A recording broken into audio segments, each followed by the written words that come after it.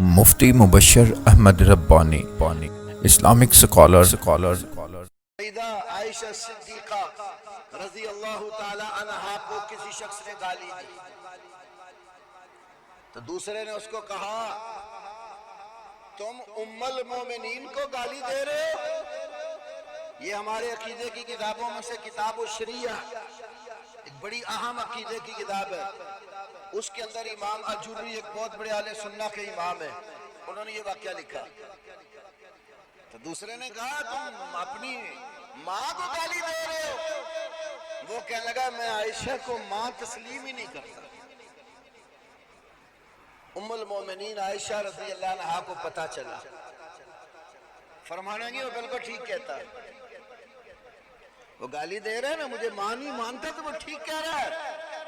اس لیے قرآن نے کہا ہے وَأَزْوَاجُهُ أُمَّهَاتُهُمْ، نبی کی بیویاں مومنوں کی مائیں ہیں، تو عائشہ مومنوں کی ماں ہے، وہ مجھے ماں مانتا نہیں ہے تو گالی دیتا، تو میں تو اس کی ماں ہی نہیں، میں تو ایمان والوں کی ماں ہوں۔